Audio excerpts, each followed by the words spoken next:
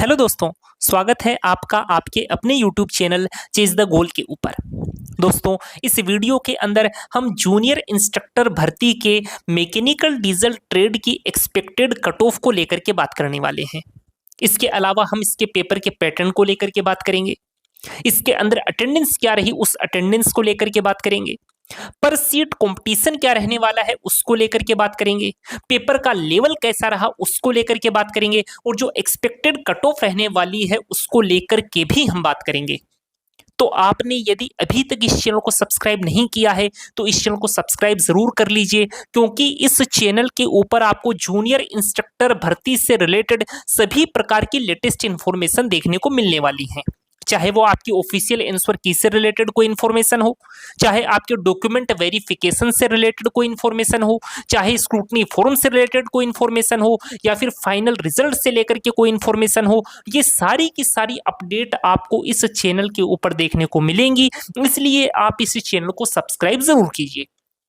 अब दोस्तों, सबसे पहले हम बात करते हैं आपकी जो मैकेनिकल डीजल ट्रेड है, इसके अंदर जो टोटल नंबर ऑफ पोस्ट हैं, टोटल नंबर ऑफ वैकेंसीज थी, वो है आपकी 199, जिसमें नॉन टीएसपी एरिया की जो वैकेंसीज हैं वो है 169, और जो आपका टीएसपी एरिया है उसकी नंबर ऑफ वैकेंसीज हैं आपकी 30। यदि पेपर के पैटर्न को लेकर के हम बात करें तो यहां पर 120 क्वेश्चन पूछे गए जो 120 नंबर के थे, और इसमें 1/3 नेगेटिव मार्किंग भी थी।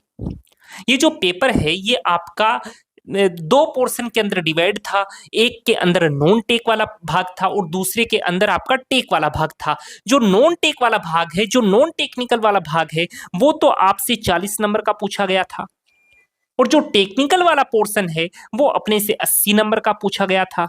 यानी कि कुल मिलाकर के इसमें 120 क्वेश्चन जो थे वो 120 नंबर के थे, और एक क्वेश्चन जो था वो आपका 1 नंबर का था। ये हमने पेपर के पैटर्न को लेकर के बात की। यदि हम अटेंडेंस को लेकर के बात करें कि इस पेपर के अंदर अटेंडेंस क्या रही, तो टोटल नंबर ऑफ एप्लीकेंट जो थे जिन्होंने ये फॉर्म अप्लाई किया था उनकी संख्या थी आपकी 1108, और फॉर्म महज 58.21% कैंडिडेट ने ही दिया था। तो जब आप 1108 का 58.21% कैलकुलेट करोगे तो ये अपने पास आएगा 645, यानी कि महज 645 कैंडिडेट ही ऐसे थे जिन्होंने ये पेपर दिया था। तो अटेंडेंस तो खैर बहुत ज़्यादा नहीं रही, ठीक ठाक सी अटेंडेंस रही। महज 645 कैंडिडेट्स ने इस पेपर को दिया। तो ये बात की हमने अटेंडेंस को लेकर के। यदि हम पर सीट कंपटीशन को लेकर के बात करें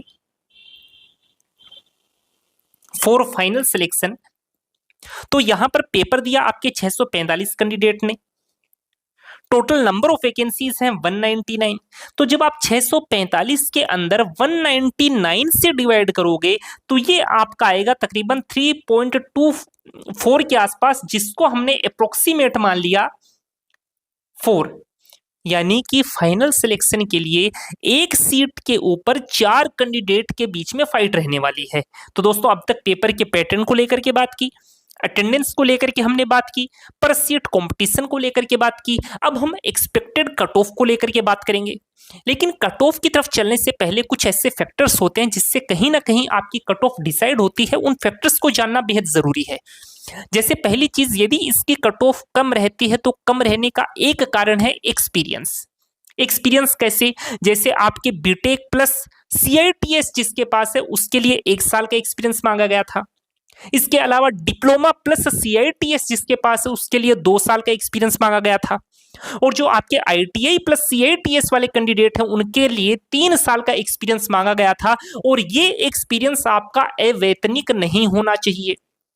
तो कुछ कैंडिडेट आपको ऐसे मिलेंगे जिनके पास किसी प्रकार का कोई एक्सपीरियंस नहीं है, फिर भी उन्होंने इस फॉर्म को अप्लाई भी किया है और एग्जाम भी दिया है। लेकिन जब डॉक्यूमेंट वेरिफिकेशन होगा तो डॉक्यूमेंट वेरिफिकेशन के दौरान उन कैंडिडेट्स को बाहर कर दिया जाएगा।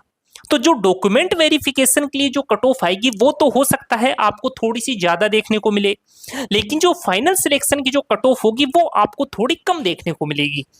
तो ये तो बात की हमने एक्सपीरियंस वाले फैक्टर को लेकर के। यदि हम पेपर के लेवल को लेकर के बात करें तो इसमें जो नॉन टेक्निकल वाला पोर्शन था वो नॉर्मल लेवल का था, सामान्य स्तर का था। यदि हम टेक्निकल वाले पोर्शन की बात करें तो वो भी नॉर्मल लेवल का था, साधारण स्तर का था। यानी कि कुल मिलाकर के जो आपका पेपर का लेवल था वो नॉर्मल स्तर का था, सामान्य स्तर का था। तो जब भी पेपर का लेवल सामान्य होता है या इजी होता है तो उस केस में कट ऑफ थोड़ी सी ज्यादा देखने को मिलती है, और जब पेपर का लेवल टफ होता है तो उस केस में कट ऑफ जो होती है वो आपको थोड़ी कम देखने को मिलती है। और यदि अटेंडेंस को लेकर के बात करें हम, जैसे आपने कई आपके यूट्यूब के ऊपर ही आपने कई लोगों को ये कहते हुए सुना होगा कि अटेंडेंस इसके अंदर कम रही है तो कट ऑफ जो है वो भी कम रहेगी। ऐसा नहीं होता है दोस्तों, जब भी अटेंडेंस आपकी चाहे कम रहे या ज़्यादा रहे, कट ऑफ हमेशा आपको ज़्यादा ही देखने को मिली है। और खासकर अधीनस्थ बोर्ड के पेपर में तो यही होता है कि पेपर का लेवल चाहे कैसा भी रहा हो, इजी अगर होगा तो भी कट ऑफ हाई देखने को मिलेगी, हार्ड होगा तो भी कट ऑफ हाई देखने को मिलेगी, अटेंडेंस कम होगी तो भी कट ऑफ हाई देखने को मिलेगी, अटेंडेंस ज़्यादा होगी तो भी कट ऑफ हाई देखने को मिलेगी। अभी कल ही एलडीसी का रिजल्ट आया जिसमें तकरीबन 41 क्वेश्चन आउट ऑफ सिलेबस पूछे गए, लेकिन उसके बाद में भी जो कट ऑफ है वो 142 नंबर तक चलेगी जनरल कैंडिडेट्स की। तो दोस्तों अटेंडेंस का जो है वो किसी प्रकार का कट ऑफ के ऊपर कोई इफेक्ट पड़ता ही नहीं। एग्जाम देने कौन से कैंडिडेट नहीं जाते जिनकी या तो तैयारी नहीं होती या जिनका सिलेबस टाइम पर कंप्लीट नहीं हो पाता, लेकिन जिनकी तैयारी बेजोड़ होती है वो तो 100% आपके पेपर देने के लिए जाते ही हैं। इसी कारण जो आपकी अटेंडेंस होती है, अटेंडेंस का रोल कभी भी आपकी कट ऑफ के ऊपर नहीं पड़ता। इसलिए इसके अंदर अटेंडेंस खैर कम है लेकिन जो कट ऑफ है वो आपको ठीक ही देखने को मिलेगी। तो हमने पर सीट कॉम्पिटिशन को लेकर के बात की, हमने यहाँ पर जो कट ऑफ को डिसाइड करने वाले फैक्टर्स हैं उनको लेकर के बात की। यदि हम अब एक्सपेक्टेड कट ऑफ की तरफ चलें तो ये जो एक्सपेक्टेड कट ऑफ है ये हमारे द्वारा पूर्णतः एनालिसिस करने के बाद में ही आपको बताई जा रही है। हो सकता है इसमें 4 नंबर का तो खैर वेरिएशन आपको नहीं देखने को मिलेगा, लेकिन 2 नंबर का वेरिएशन आपको इस कट ऑफ में देखने को मिल सकता है। तो दोस्तों यदि हम कट ऑफ की बात करें तो सबसे पहले हम बात करेंगे नॉन टीएसपी एरिया की। नॉन टीएसपी एरिया में यदि हम जनरल कैंडिडेट्स की बात करें तो आपके यदि 86 नंबर से 89 नंबर बन रहे हैं तो आप अपने आप को सेफ मान सकते हैं। यदि हम ईडब्ल्यूएस कैटेगरी की बात करें तो 80 से 82 नंबर एक सेफ स्कोर हो सकता है। ऐसे ही यदि हम ओबीसी कैटेगरी की बात करें तो ओबीसी कैटेगरी के लिए आपको 85 और 88 नंबर एक सेफ स्कोर देखने को मिल सकता है। यदि हम एमबीसी कैटेगरी को लेकर बात करें तो 76 से 78 नंबर एक सेफ स्कोर हो सकता है। फॉर एससी कैटेगरी 71 टू 74 एक सेफ स्कोर हो सकता है। ऐसे ही यदि हम एसटी कैटेगरी को लेकर के बात करें तो 65 से 68 नंबर आपको एक सेफ स्कोर देखने को मिल सकता है, और इसमें भी आप +-2 कर सकते हो। हो सकता है कि 2 नंबर आपको और ज्यादा कट ऑफ देखने को मिल जाए या फिर 2 नंबर आपको और कम कट ऑफ देखने को मिल जाए। लेकिन दोस्तों जो कट ऑफ है वो कहीं ना कहीं इसी हिसाब से आपको वेरी करती हुई नजर आएगी। यदि हम टीएसपी एरिया की बात करें कि टीएसपी एरिया की कट ऑफ जो है वो क्या रह सकती है, तो जो टीएसपी एरिया है उसकी cut off for general candidates 82 से 85 number, for SC category 67 to 70 number, for ST category 61 to 64 number. तो दोस्तों इस हिसाब से यदि आपके नॉन टीएसपी एरिया या फिर टीएसपी एरिया के अंदर नंबर बन रहे हैं तो आप कहीं ना कहीं अपने आप को सेफ मान सकते हैं। तो दोस्तों उम्मीद करूंगा कि ये वीडियो आपको पसंद आया होगा। यदि वीडियो आपको पसंद आया है तो आपको इस वीडियो को लाइक करना है। यदि आप इस चैनल के ऊपर नए हैं तो आपको इस चैनल को सब्सक्राइब भी कर देना है, ताकि आपको जूनियर इंस्ट्रक्टर भर्ती परीक्षा से रिलेटेड किसी भी प्रकार की कोई भी इंफॉर्मेशन तुरंत प्राप्त हो सके।